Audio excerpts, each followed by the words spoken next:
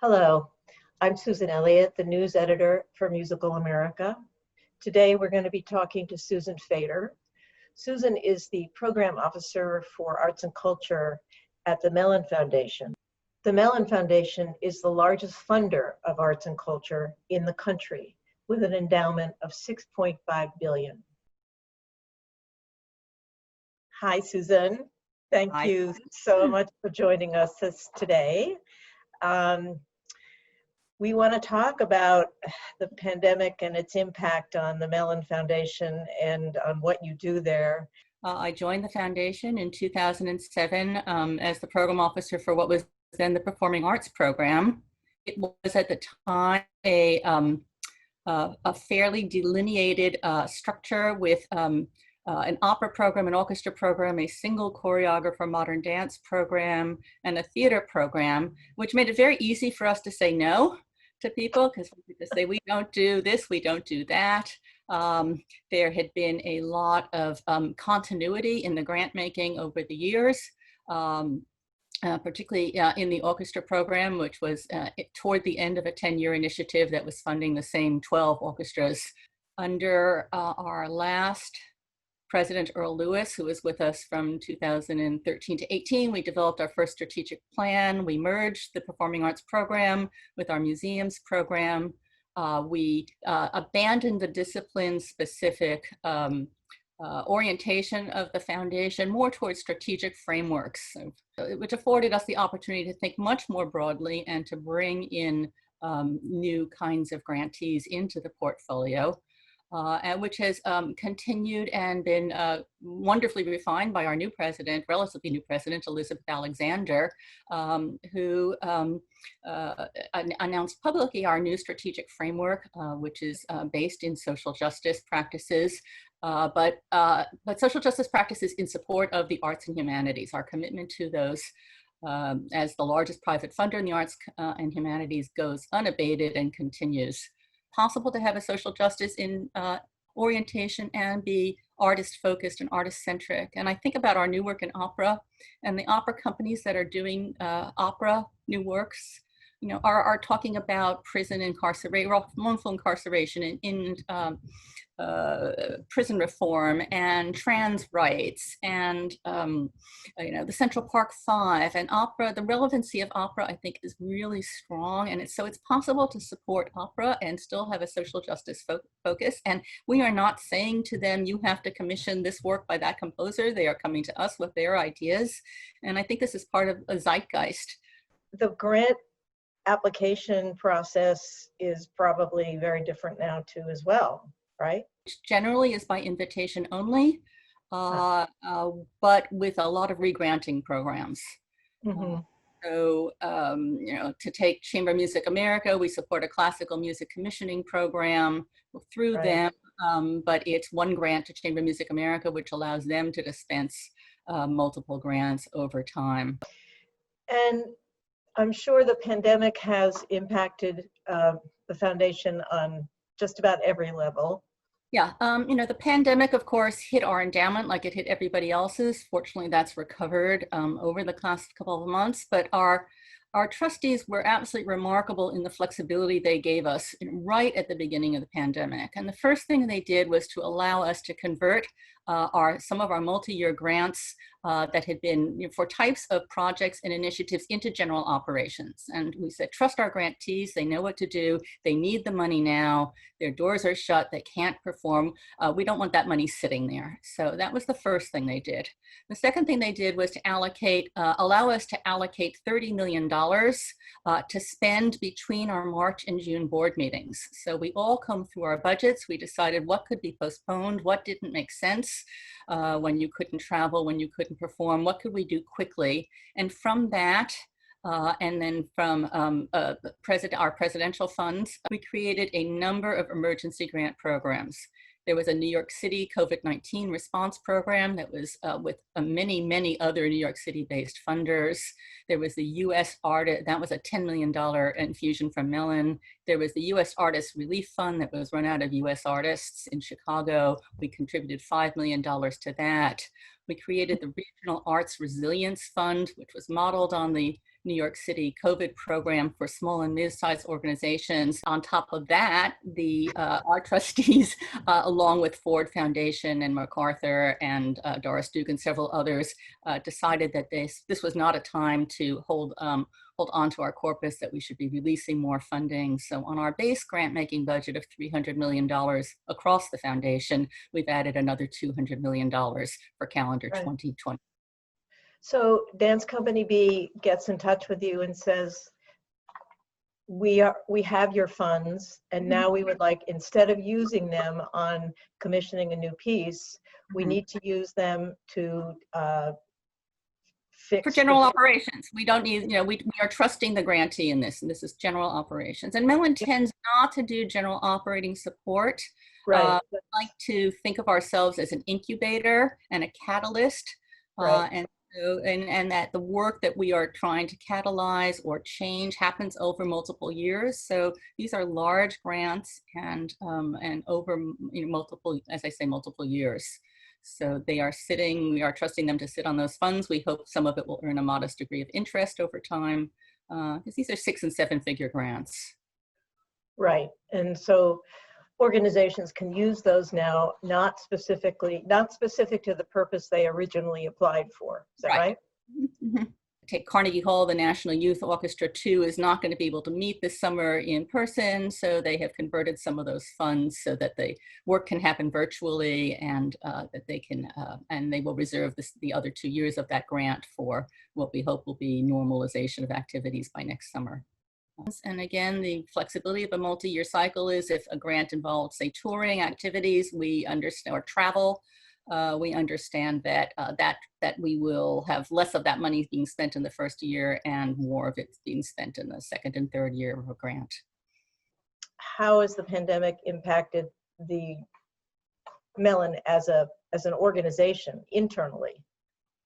Well, like everyone else, we instantly went home and started online work. Zoom became the norm for us. We hadn't been using internal communications like Teams, and we are now all Teams experts.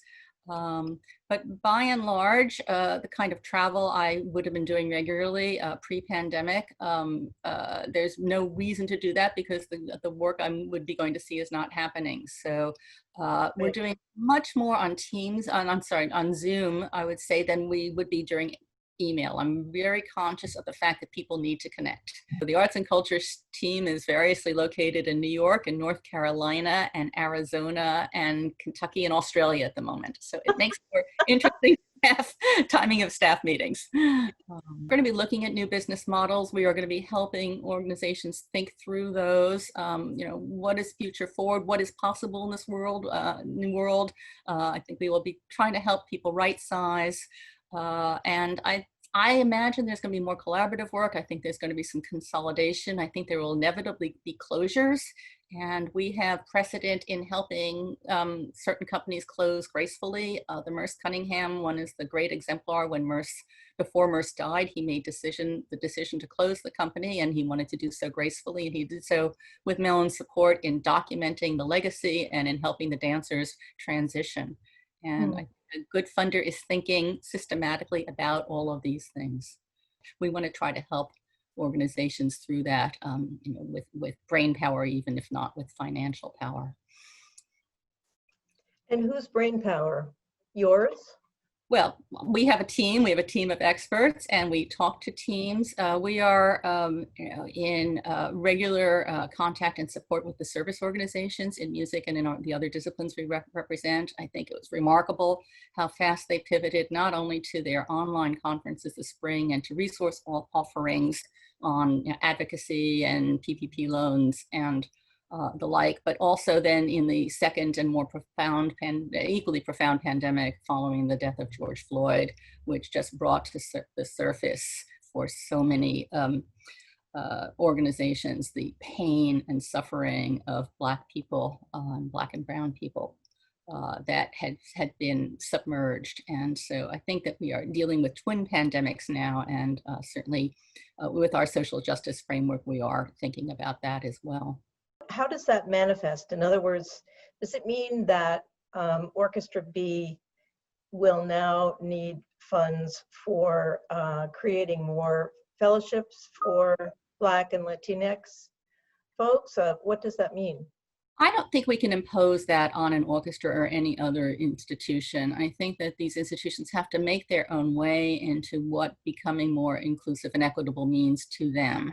And it includes programming, it includes staffing, it includes board representation. I think we are looking for leadership in this, and we are looking for exemplars, and we are looking for authenticity in this. And those organizations that were already on a path to such work have a head start.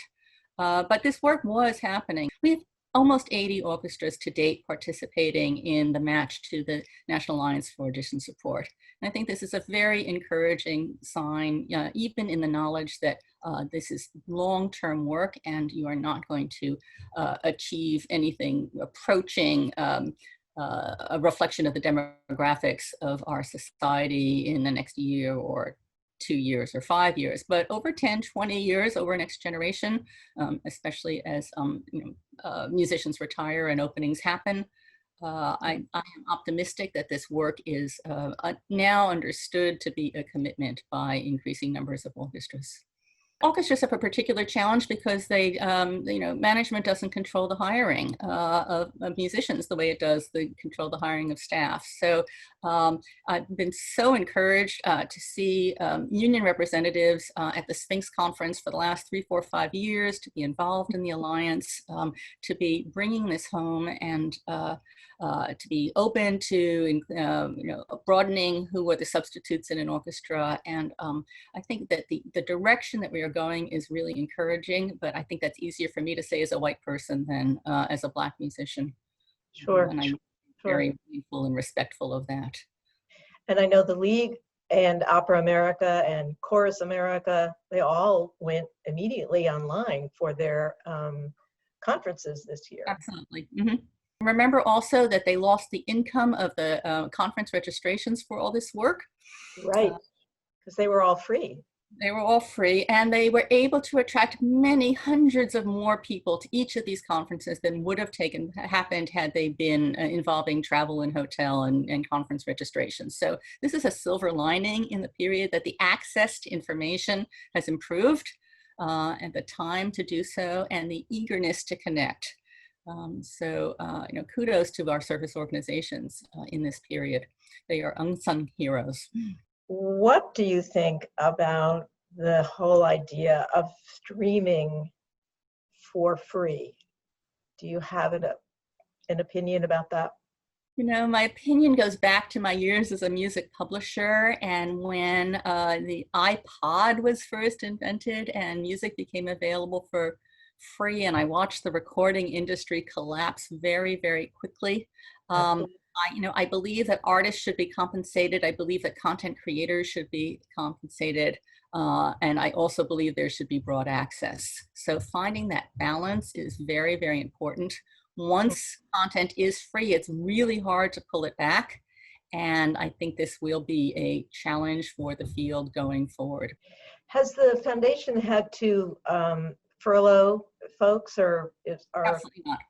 No, we are very, very fortunate that, we sit on an enormous endowment, and it's being used. Do you have any specific advice that you would like to give the field, our colleagues? I would encourage arts leaders to be transparent, to be collaborative, to know they don't have all the answers, to do multiple scenario planning, and to be leaders in catalyzing change, because anyone that thinks that we are going to be back to some old normal, I think has got their head in their sand, and that this is like a forest fire, and as soon as a forest fire is over, even among the embers, new life emerges.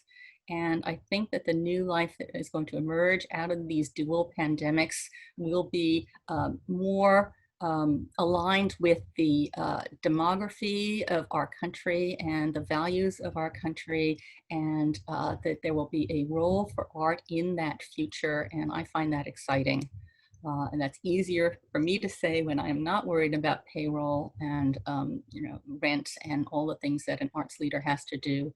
But to the extent that they can make space to think about vision, think about beyond the moment into recovery and resilience, I think the healthier the fields that we represent will be. And I have utmost admiration for those that are in the trenches doing it on a daily basis. And I feel humbled and honored that the Mellon Foundation can be helpful in trying to instigate some of that change, trying to move some systems into new places, and to making this a more beautiful world.